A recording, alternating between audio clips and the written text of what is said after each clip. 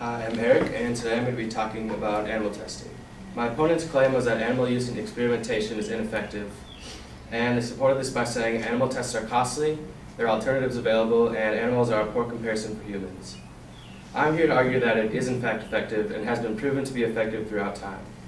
I'll prove this point by explaining how animal testing has contributed to many major medical advances, that there is no adequate alternative to testing a whole body living organism, and that animals themselves benefit from animal testing. My first claim is that animal testing contributed to many major medical advances. The advocate argued that animal research is too costly, but I'm going to prove that the benefits outweigh the potential costs. The California Biomedical Research Association states that nearly every medical breakthrough in the past 100 years has resulted directly from the research using animals. According to NobelPrize.org, experiments done on the pancreas of dogs led directly to the discovery of insulin, critical to saving the lives of diabetics. Also, the polio vaccine tested on animals reduced the global occurrence of the disease from 350,000 cases in 1988 to 223 cases in 2012. According to the American Association for Laboratory Animal Science, animal research has also contributed to major advances in understanding and treating conditions such as breast cancer, brain injury, childhood leukemia, cystic fibrosis, malaria, multiple sclerosis, tuberculosis, and many others, and was instrumental in the development of pacemakers, cardiac valve substitutes, and anesthetics.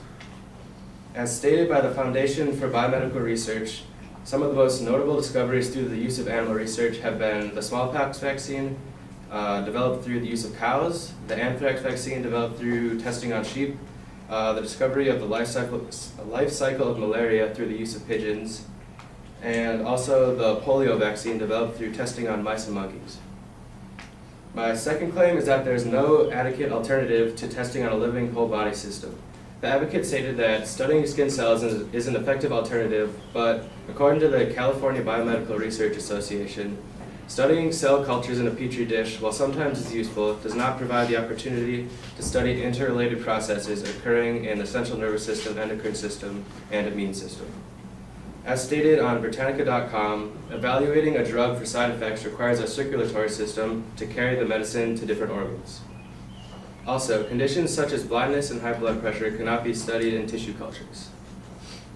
Animals often make the best research subjects because of their shorter life cycles. Laboratory mice, for example, live for only 2 or 3 years.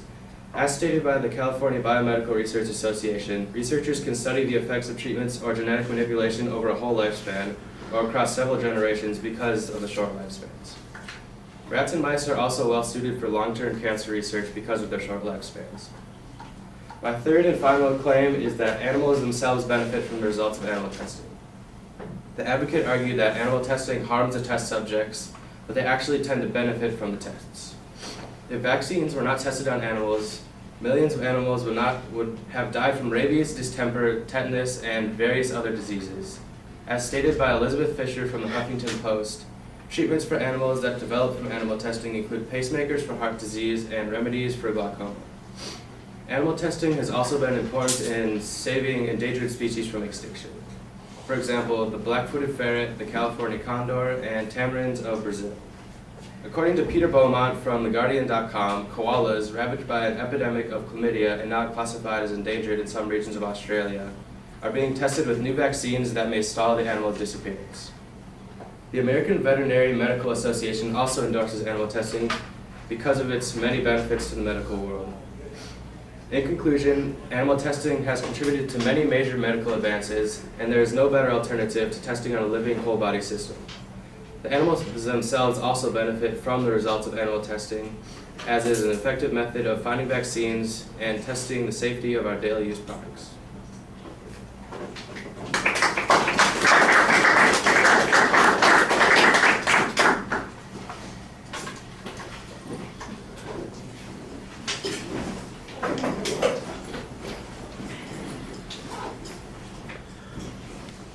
All right, basically you take an organizational structure of your own and contrast it to the organization of the advocate, and instead of following their structure, you kind of make their structure fit the arguments that you're presenting.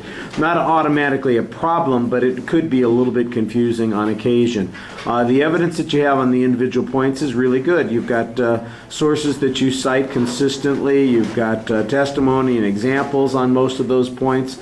One of the things that you might want to do is contrast the evidence that you're using to the evidence that the advocate used. What kind of information did they provide to suggest that there isn't really a medical benefit, or that there's some limitation to the kinds of research that's being done? I don't get much of a comparison, I just get counter evidence, and I think you need a little bit more of a contrast, because I'm sure the advocate presented information on those particular points.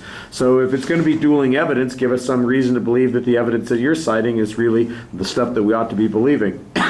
Excuse me.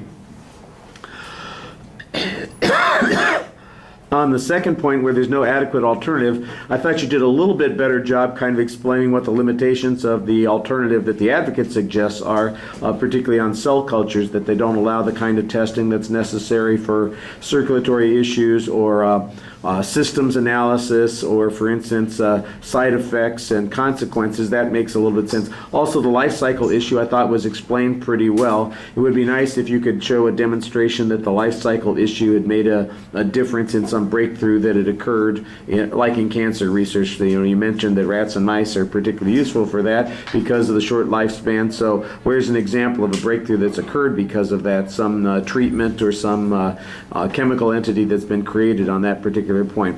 And on the idea that animals benefit from this, I'm not sure how applicable that is to any of the argument that the advocate presents, except that there's this generic response that says, the idea that animals are only harmed in this process is counterbalanced by the fact that there are benefits from doing this kind of stuff. And I think that that's a reasonable general argument on that point. I don't know that it contrasts to exactly what the affirmative or the advocate side was talking about, but it makes sense. Way too much reading. Very limited eye contact with the audience. So organizational structure, you've got a good organizational structure. You don't really talk about the advocate's evidence or reasoning very much, but you give a good argument for your position. All right, thank you.